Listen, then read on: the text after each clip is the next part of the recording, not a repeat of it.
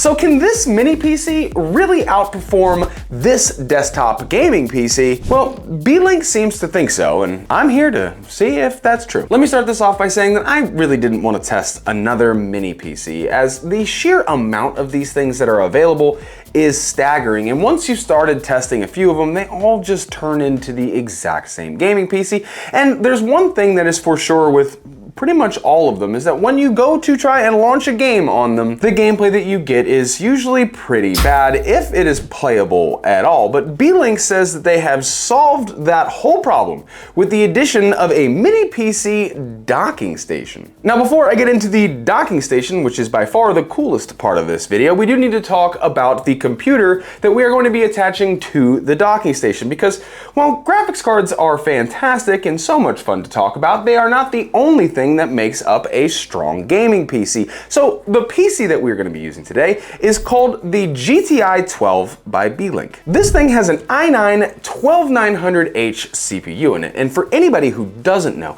that is a 14-core, 20-thread CPU inside of this mini PC. The GTI12 also has expandable RAM and storage, but comes with a 1TB Gen 4 NVMe and 32 gigs of DDR5 4800 megatransfers per second RAM. But as I said, it is expandable, so you can have up to 64 gigs of RAM, as well as an additional M.2 slot to add in a secondary storage device. Now, aside from the main performance components of this mini PC, it also has some pretty awesome additional features, such as a built-in microphone, built-in dual speakers, a thumbprint recognition power button, and a built-in 145 watt power supply, so you don't need to have a massive power brick attached to your power cable in order to use the PC by itself. Now, when it comes to the design of this mini PC, it's very similar to the majority of other mini PCs that you would see if you were looking at purchasing a mini PC. But this one is quite a bit larger, and it is definitely quite a bit heavier. But for our front I/O, we do have one USB 3,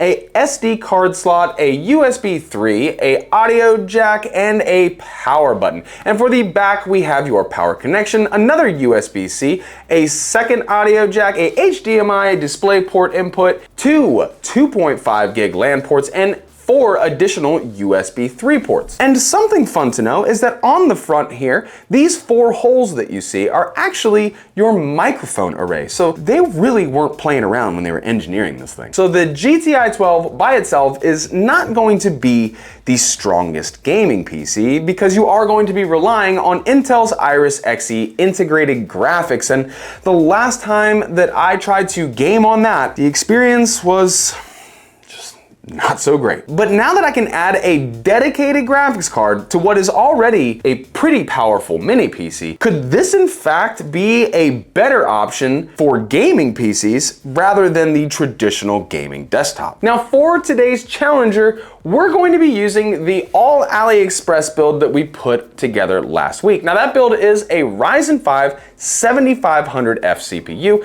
and a RTX 4060. If you want to watch that video, you can hit the card up above and take a look at that build. But I figured that those two computers are the best two to go on a head-to-head gaming match against each other, because the Ryzen chip is only maybe around 4% faster than the 12900H here. Now, let's get into the reason that most of you are probably here for, the docking station. This thing is actually pretty cool. With its PCIe X8 interface, wide variety of GPU compatibility, and a built-in 600 watt power supply, you could realistically plug a 4080 Super into this thing and have zero issues. Now, on the actual unit, you will find your printed circuit board, where you will be attaching your mini PC, your power button, your power indicator light, your PCIe slot for your graphics card, your external antenna ports, one USB 2.0 port, two 8-pin GPU power cable ports, one PWM fan header,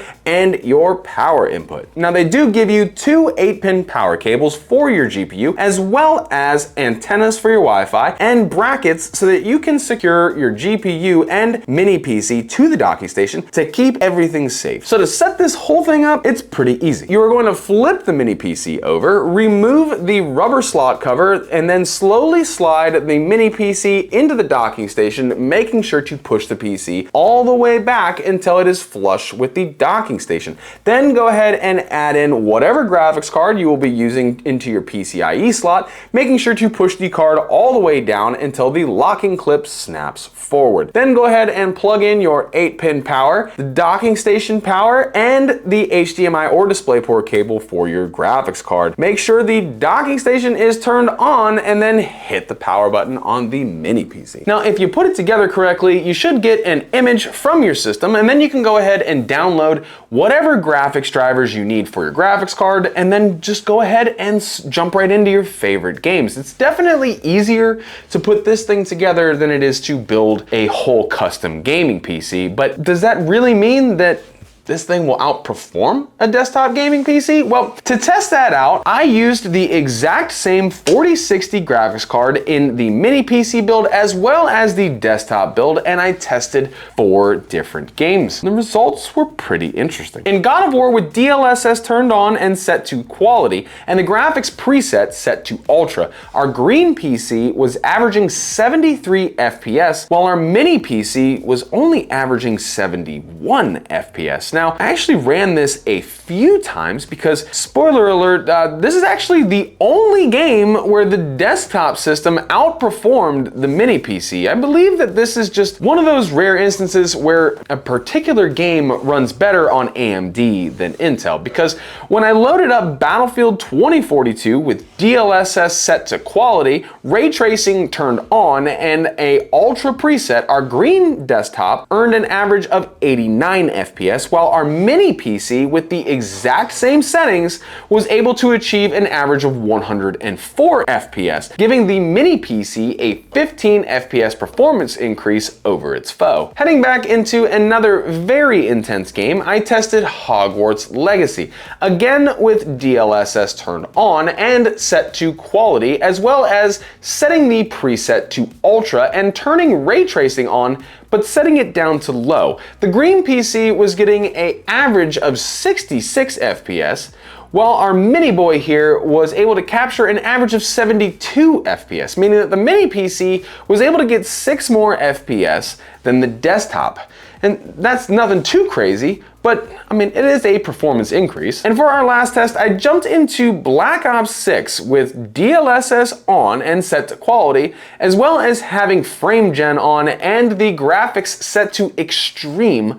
Our green PC was getting an average of 94 FPS. But when it comes to our tiny tank here, at the same settings, our mini PC was able to get an average of 139 FPS. And that's a 45 FPS increase. Now, I will say that the last test that we did in Black Ops 6 sounded crazy to me. To get that kind of performance increase from one system to another using the exact same graphics card seemed a little bit crazy. So I ran the test again and I got the exact same result. I mean, I guess Black Ops 6 just loves this little mini PC. Now, as much as I hate to admit it, it kind of seems like this mini PC is a stronger gaming PC than my desktop that I put together myself, and kind of a blow to my ego. But we do need to take price into consideration, because that is a huge factor that is used for people when they are determining what they want to spend their money on. So what's the price difference between the full desktop gaming PC that I built and this mini PC right here? Well, for the docking station and the mini PC together, it is listed on Beelink's website as only costing $738. Now, obviously, that total does not include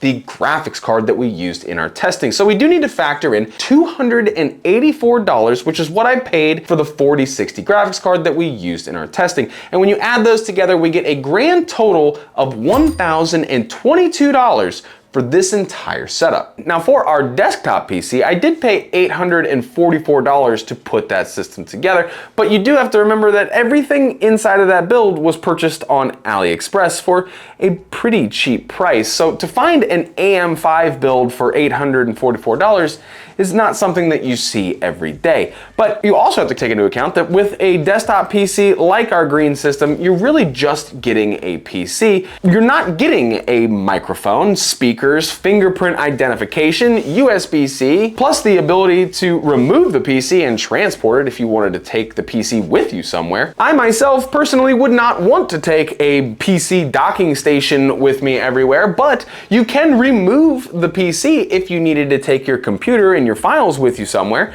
and you can plug it back into your docking station when you get home from work or traveling or whatever you were doing, so that way when you get home you can start gaming again. I do see the convenience of having this docking station. Plus, if at any point in time you feel like your graphics card just isn't powerful enough, you can always just buy another one or buy an upgraded mini PC. They just launched new versions of this with the brand new Intel chip. Now, I'm gonna leave it up to you guys in the comment section down below to let me know that if given the option, would you choose to have this mini PC over a desktop gaming PC? Me personally, I would stick with a gaming PC because I don't really have a need for a mini PC, but maybe the performance from this little thing right here was strong enough to sway you into just going mini PC for life. I can't wait to see what you guys think in the comment section down below. Now, if you had a little bit of fun here with me today, please go ahead and hit that subscribe button as well as smash the like button. It is always appreciated. And I wanted to say thank you again to Beelink for sending out this mini PC and docking station. I had an absolute blast playing on it.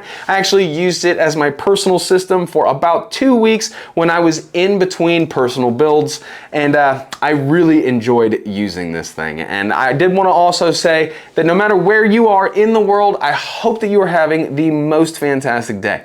And I'm going to see you right here for the next video.